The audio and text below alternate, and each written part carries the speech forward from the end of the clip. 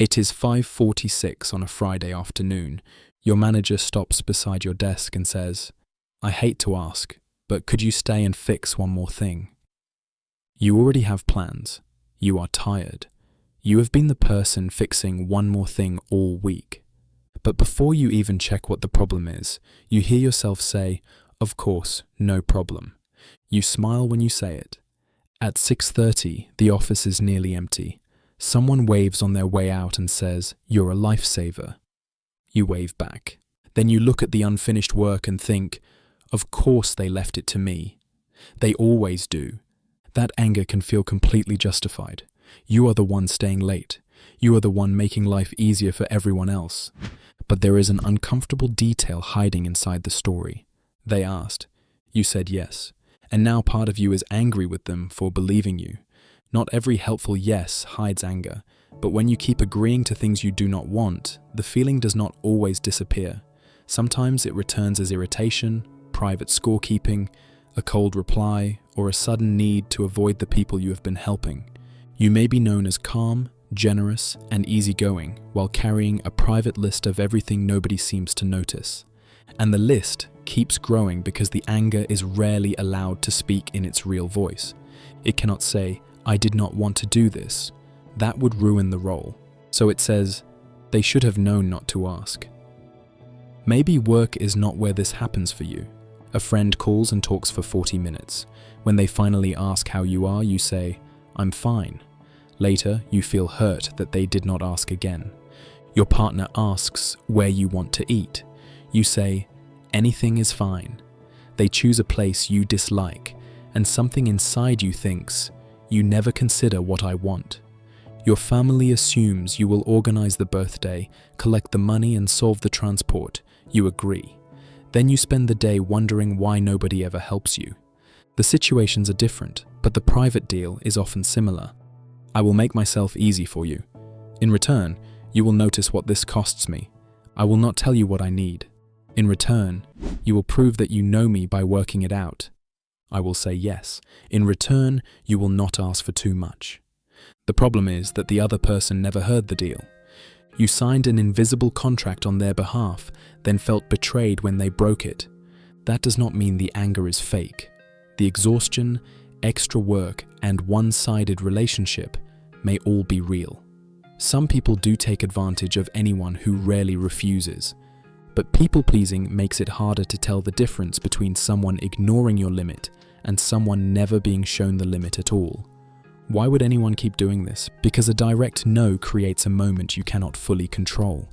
They might be disappointed. They might think you are difficult. They might choose someone else. They might ask why you have changed. A quick yes removes that moment. For a few seconds, everybody is comfortable. You remain helpful. The relationship appears safe. Your image stays intact. The cost arrives later when you are alone with the yes. This is where a useful line appears between kindness and people-pleasing. Real kindness still leaves you with a choice. You can help someone at real cost and feel at peace with the decision because the yes was yours. But when your answer is mainly about preventing another person's reaction, the help is also doing another job. It is trying to keep them pleased with you. And because you cannot control another person's opinion forever, that job never really finishes. Researchers call a related pattern self-silencing.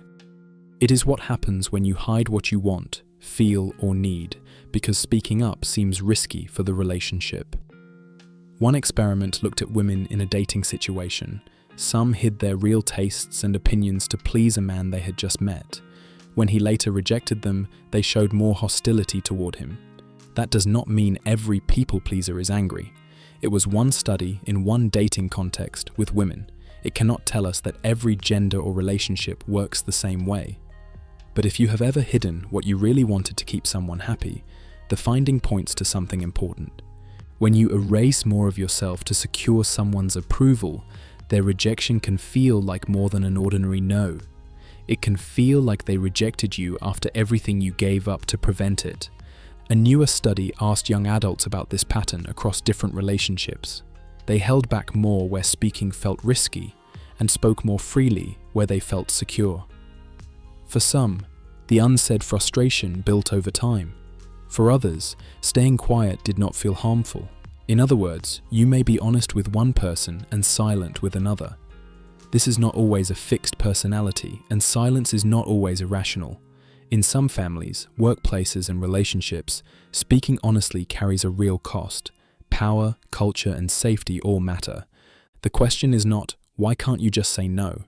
The better question is, what does your mind believe this yes is protecting you from? It may be conflict or guilt.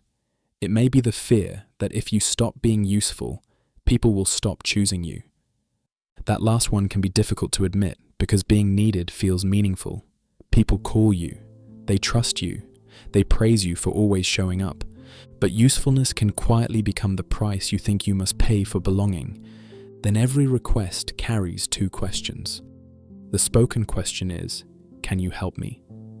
The hidden question is, will you still value me if I don't?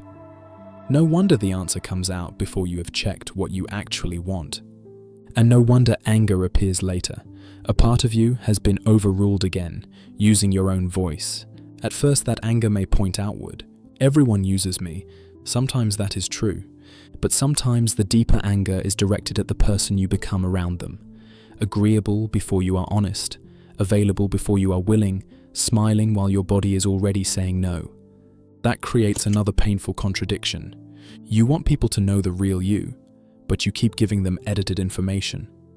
Then you judge them for believing the edit. You can say you are fine, then read their failure to ask again as proof that nobody cares. You can say the plan does not matter, then experience their choice as proof that your preferences do not matter. You can volunteer, then wait for them to notice that you wanted to be stopped. Again, this does not excuse people who repeatedly take without giving. It explains why the pattern can continue even with people who might have responded differently if they had received honest information. People-pleasing can keep the peace, but sometimes the peace is only the absence of information. Nobody is arguing because one person has disappeared from the conversation, and the relationship is later judged for failing to hear what was never said. So how do you catch this without turning into someone who refuses everything? Start before the yes, not with a dramatic boundary, but with a pause. Let me check and come back to you. That sentence matters because people-pleasing is often faster than conscious choice. The answer leaves your mouth, and only later do you discover what it cost. A pause gives the quieter answer time to arrive. Then ask something more useful than, can I survive doing this? Ask, if I say yes, am I choosing this freely, or am I buying protection from their disappointment? If the answer is no, give the other person real information. I cannot stay tonight, but I can look at it tomorrow morning. I can listen, but I only have 15 minutes. I do have a preference. I would rather go somewhere else. The goal is not to sound powerful. It is to stop making other people guess where you end. They may still be disappointed.